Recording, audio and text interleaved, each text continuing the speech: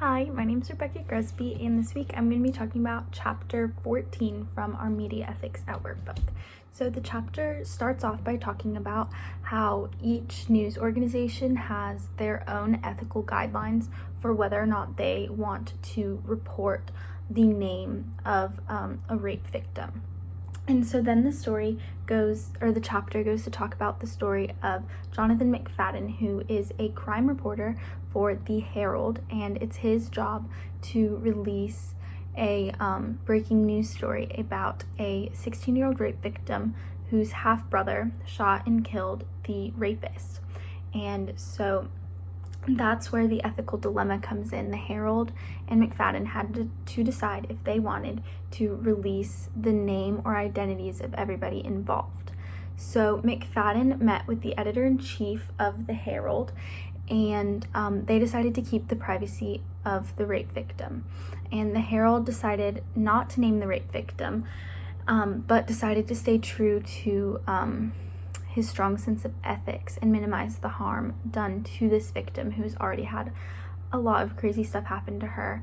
So McFadden had all of the info on this, like the names, the times where it happened, had backup from the girl's father, the rape victim's father, and the sheriff confirming all of the information.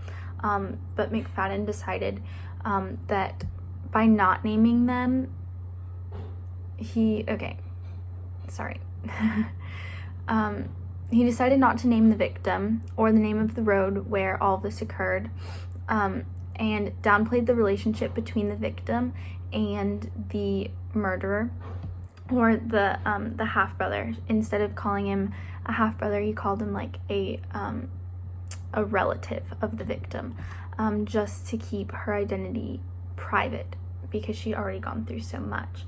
And the Herald knew that by doing this, their reporting could be a little bit misleading,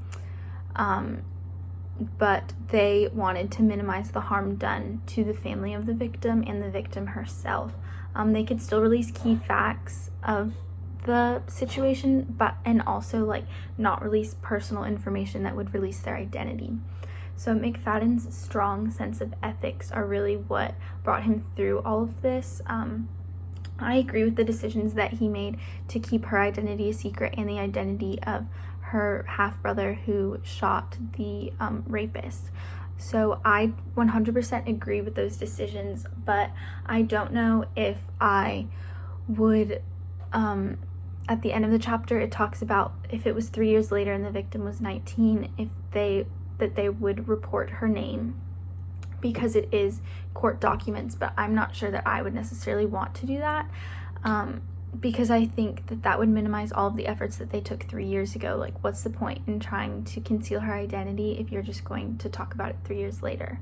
That just kind of rubbed me the wrong way. I would rather just not talk about it at all and keep her identity a secret, because even though it is 3 years later, she still went through that, and that's a terrible situation. Her half-brother is probably in jail, and she is going through a lot emotionally still.